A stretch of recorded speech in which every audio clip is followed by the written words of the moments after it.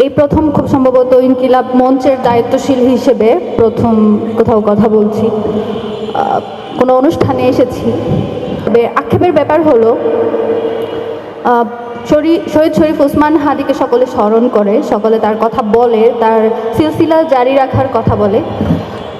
এই সিলসিলাটা জারি রাখার পূর্ব শর্ত হচ্ছে তার বিচারটা নিশ্চিত করা, এবং এই বিচারটা নিশ্চিত করা এতখানি জরুরি।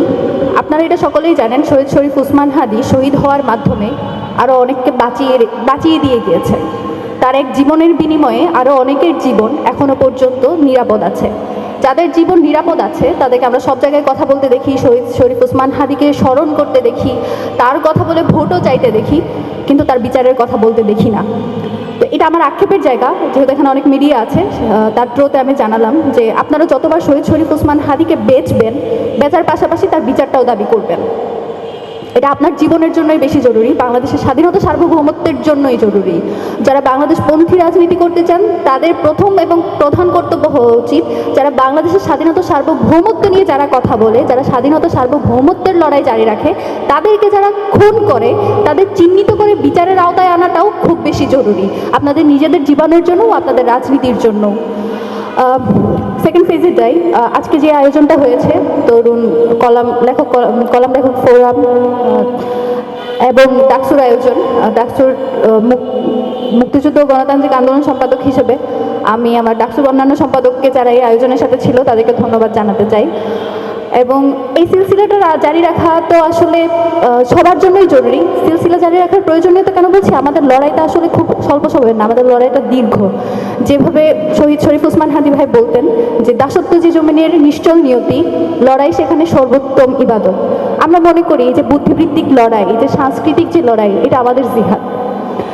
এই কারণে জিহাদ, কারণ অস্ত্র দিয়ে সবসময় সব কিছু মোকাবেলা করা যায় না। শারীরিক পেশি শক্তি যদি আমার অনেক বেশিও থাকে, যে আমাকে বুদ্ধিতে মাত করে, যে আমাকে সাংস্কৃতিকভাবে মাত করে, যে তার লেখায়, তার সিনেমায়, তার কলামে, তার পত্রিকায় যারা আমাদেরকে মাইনরিটি বানিয়ে রেখেছে মেজরিটি হওয়ার পরেও, আমাদেরকে লড়াইটাও বুদ্ধিবৃত্তিকভাবেই করতে হবে।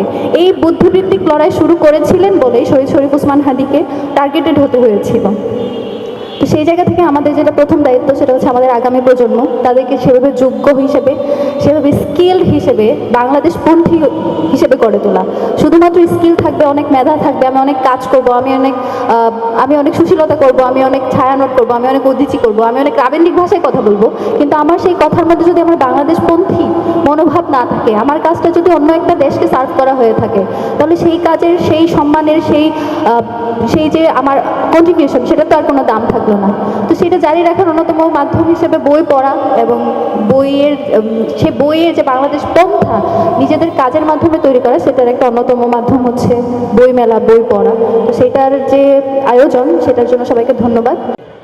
আমাদের ভাই শহীদ শরীফ ওসমান হাদি ভাই একটা কথা খুব বেশি করে বলতেন, আমরা শুনতাম যে তিনি বলেছেন যে বাঁচবো 5 বছর কিন্তু ইম্প্যাক্ট 50 বছর রেখে যাব। আমার মনে হয় তিনি সেই তার কথা রাখতে পেরেছেন। শুধুমাত্র 50 বছর না, এই জাতির মানুষ পথে আমাদের ভাই আজীবনই থেকে যাবেন বলে আমি মনে করি। তো তারই সেই যে ইম্প্যাক্ট তিনি রেখেছেন, এটা একটা অন্যতম গুরুত্বপূর্ণ দিক হচ্ছে তিনি আসলে আমাদেরকে পথ দেখিয়ে গেছেন কীভাবে লড়াইটা চালিয়ে যেতে হবে। যে আজাদের লড়াই আমরা মনে প্রাণে ধারণ করি, সবসময় বলি আমরা যে ভারতীয় আধিপত্যবাদের বিরুদ্ধে আমাদের লড়াই, সেই লড়াইটা আমরা কীভাবে করব, সেই পথ আমাদের ভাই আমাদের দেখিয়ে গিয়েছেন। আমাদের ভাই আমাদেরকে দেখিয়ে গিয়েছেন জাতির মুক্তির জন্য আমাদেরকে হইতে হবে দক্ষ, আমাদেরকে স্কিল অর্জন করতে হবে।